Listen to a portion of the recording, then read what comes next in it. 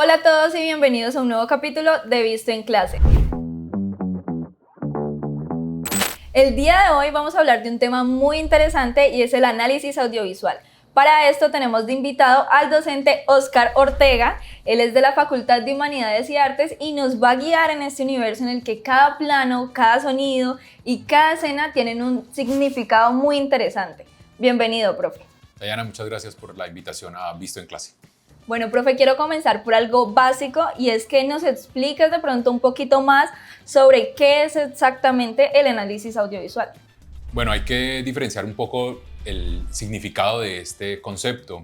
Estamos hablando del análisis audiovisual con fines pedagógicos, es decir, que el interés del análisis está enfocado al aprendizaje de un grupo de estudiantes. El análisis audiovisual comprende el desglose de todos los elementos que componen un discurso, en este caso audiovisual, compuesto por imágenes, sonidos, silencios, momentos de pausa, momentos de mucha acción, pero en el que de todas maneras se está desarrollando un discurso, una idea, y eso es lo que estamos tratando de encontrar cuando hacemos un análisis audiovisual. Bueno, profe, ya sabiendo esto, ¿nos podrías decir de pronto cuál es el elemento que llega a ser más importante dentro de este análisis audiovisual? Sin duda, la idea.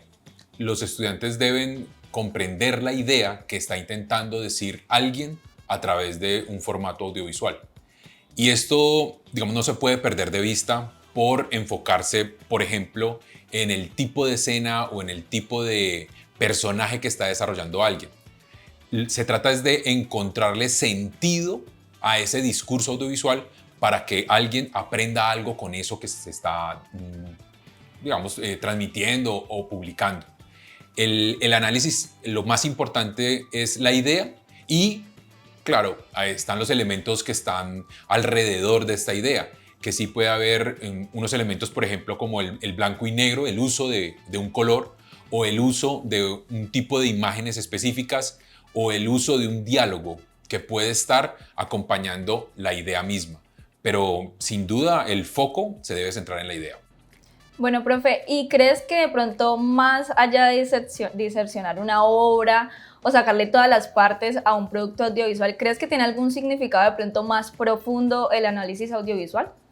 Sí, claro, porque el análisis audiovisual que uno generalmente escucha o ve en un curso es muy fragmentado. Es también, por ejemplo, como en los cursos que estamos acostumbrados que nos den lecturas para una determinada clase.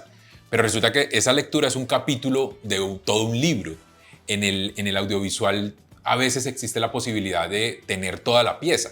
Entonces es mucho mejor y mucho más enriquecedor para uno, o para uno como estudiante y como profesor también, claro, entrar al mundo que se está desarrollando y que se está llevando a cabo en ese momento o en ese producto audiovisual.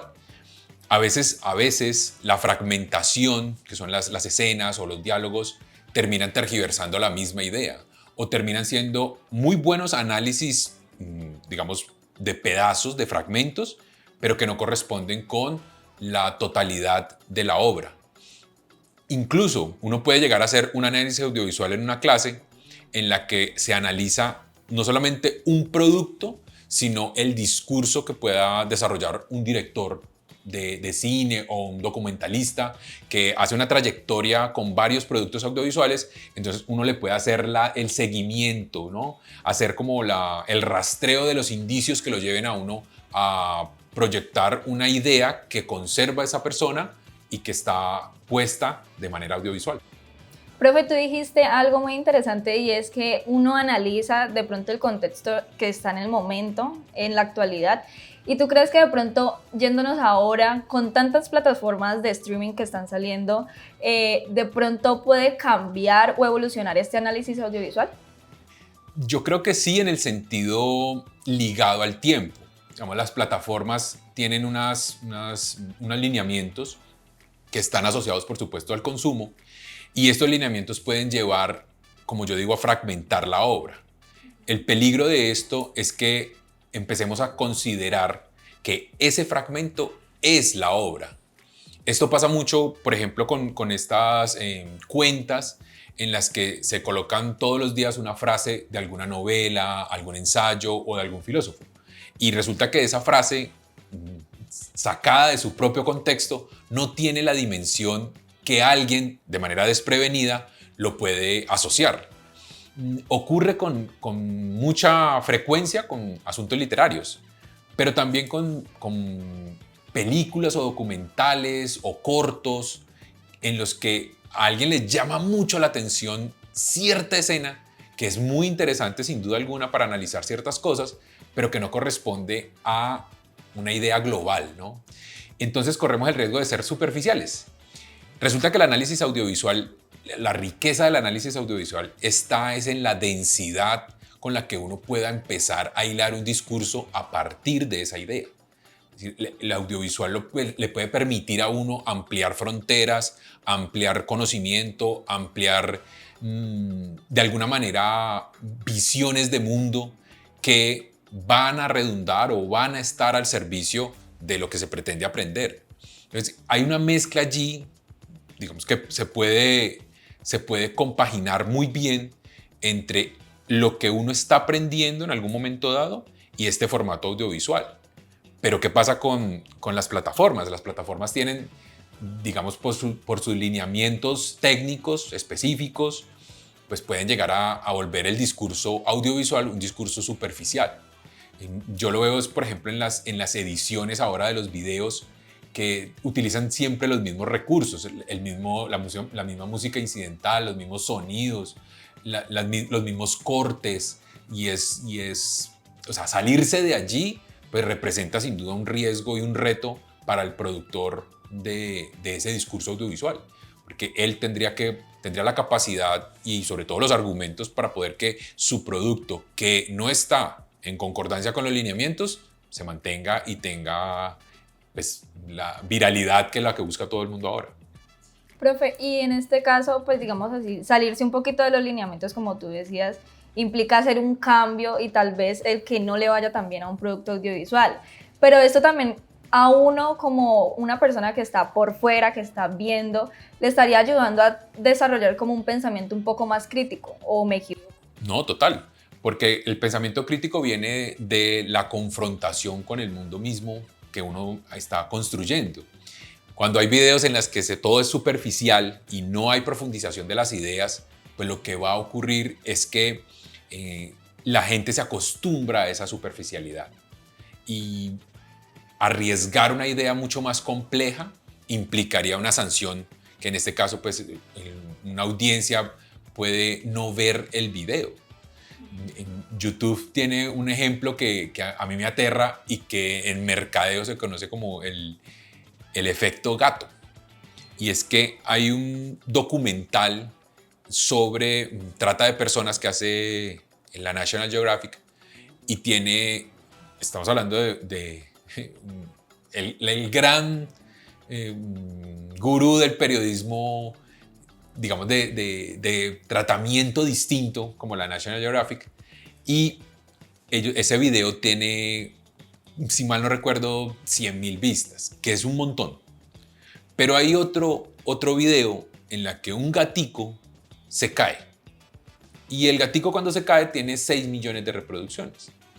Y uno mira el video del gatico y pues no deja de asombrarlo a uno por qué este video tiene 6 millones de reproducciones y por qué un video en el que se habla un tema fuerte, en el que es además un tema profundamente político, crítico, que tiene implicaciones éticas en todo el largo y ancho de este planeta, ¿cuál es la diferencia? ¿Por qué tiene tan pocas vistas?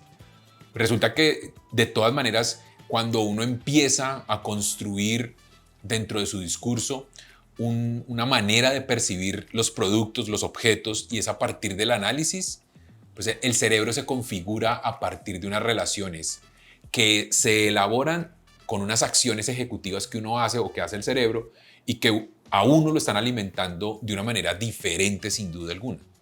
Cuando uno solo se queda con el producto, pues, ¿cuántos videos hay en Instagram o en TikTok que circulan y los que uno ve pues es la menor cantidad de esos videos?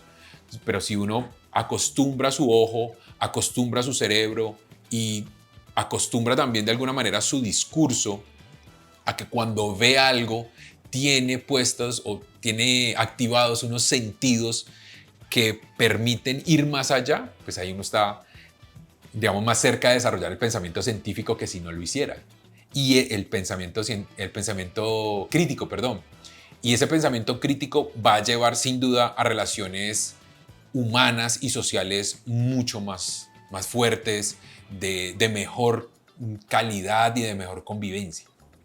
Bueno, profe, y para ir concluyendo, me gustaría que nos dieras de pronto una película o algún video que tú digas está muy bien construido y que de pronto uno pueda sacarle como esas cosas interesantes para hacer ese análisis audiovisual y le pueda servir de pronto a algunos estudiantes. Bueno, a mí me gusta mucho el cine colombiano y me gusta recomendar cine colombiano. Yo creo que la estrategia del Caracol marca un momento definitivo histórico para el cine nuestro.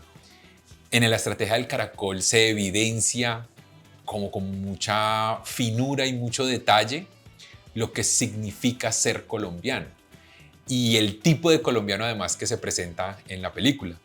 Además que tiene una característica del cine nuestro que es el humor. Entonces uno puede ver en esa película, puede ver muchos elementos en los que se pone en juego la idiosincrasia nuestra, la manera de ser nuestra, pero también dilemas éticos, dilemas políticos, dilemas sociales, dilemas económicos, y todo puesto en algunas escenas. Y si estamos refiriéndonos a estudiantes de comunicación social, pues la historia se desarrolla es con base en una entrevista de un periodista a uno de las personas que está, ya, digamos que vivió toda la estrategia del Caracol. Entonces tiene todos los elementos que uno quisiera en una sola obra y que resulta ser muy, muy potente para el análisis. Bueno, muchachos, ya saben que tienen que verse esta película porque además de que es interesante, tenemos que apoyar el talento colombiano. Profe, muchas gracias por acompañarnos en este espacio. A ustedes, muchas gracias por la invitación. Bueno, espero que les haya gustado mucho este espacio en el que aprendimos mucho de lo audiovisual, del análisis audiovisual. Si quieren saber más de otros temas o quieren un tema en específico, déjenlo en los comentarios. No olviden seguirnos en nuestras redes sociales como Facebook e Instagram como Facultad HIA y en la radio USC.